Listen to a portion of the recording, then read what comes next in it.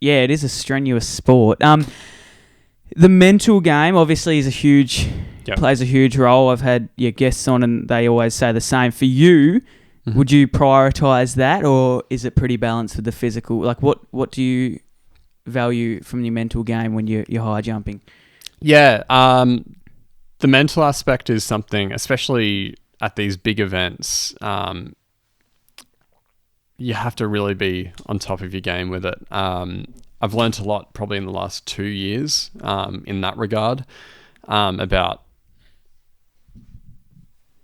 keeping healthy in that regards. And I've started working with sports psychologists like in the last year because, there's a lot of mental fatigue that can happen throughout a year. Like you don't always have the smoothest run, and it can just be tough. Like training is hard.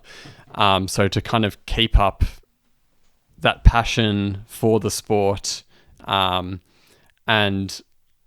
there's a whole bunch of different factors. There's lifestyle factors that contribute to it. There's the event itself. And then when you're competing on the day, you have to kind of practice mindfulness. You have to kind of practice sticking to your cues. And it is probably one of the most difficult aspects of the sport. Like everybody can do the same training and anybody could be capable of jumping or competing or performing far better than what they're physically capable of. And it really is the mental aspect that gets most people. And it's something that I've had to learn because, I haven't had the most consistent high performances at most of my world championships or major kind of debuts.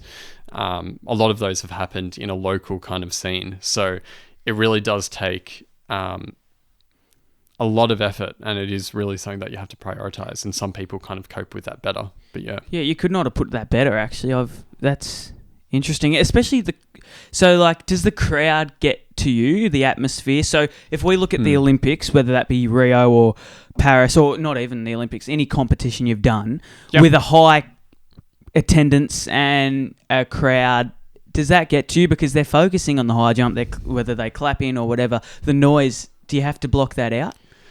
I think I'm pretty good at blocking out the crowd and noise. A lot of the time, I think early on in like 2015 World Championships, 2016 Olympics, like you're a bit bamboozled by it all. It's a lot. Well, the lights, the sounds, and the crowd is like, it's a completely new experience. So I think for those, that was completely new. Since then, I'm pretty adapted to it. That doesn't bother me. A lot of the time, the mental game kind of comes in with, I think it's just the pressure and environment of, the other competitors, and I think a lot of the times too, the hardest thing to do is just to recreate what you do in training on the day. Right. Yes. And you try in training to go through the exact same cues, the exact same thought processes, and then you try to apply them on the day as well. But then it's also different. A lot of my good performances have been in the context of kind of coming out of nowhere, and having very low expectations and coming into it with a massive sense of like, oh, this is going to be fun and potential.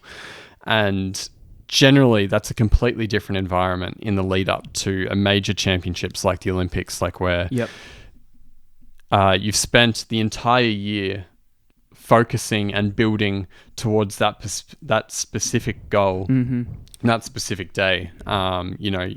I've been overseas multiple times this year, for different competitions, and there's just inherently a different context in the build up to it.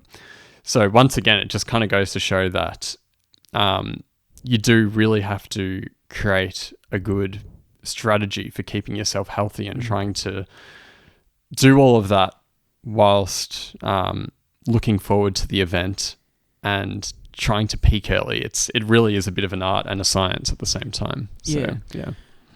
Yeah, like you were talking about the other competitors and how, you don't really let them get to you. I was watching, I don't know if you've seen it, but the sprint documentary on Netflix, you might have heard of it or not, but the sprinters obviously have a lot of ego. They're up themselves, whether that's, to intimidate. Is it the same with field, with high jumpers, or is it more pretty self-control kind of? Yeah. So you get up and about.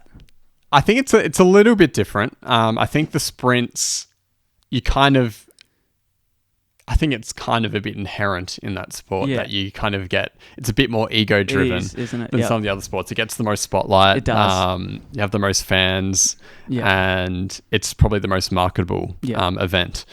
For the high jump, you do get personalities, but there's definitely a more varied kind of mix of people. You definitely have your more reserved types. Yeah. I'd probably be amongst them. You're reserved? Certainly a bit more so.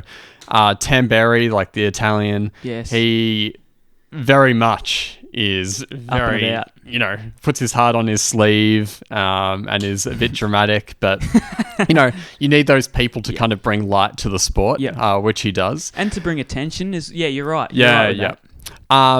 But generally, it hasn't been my experience that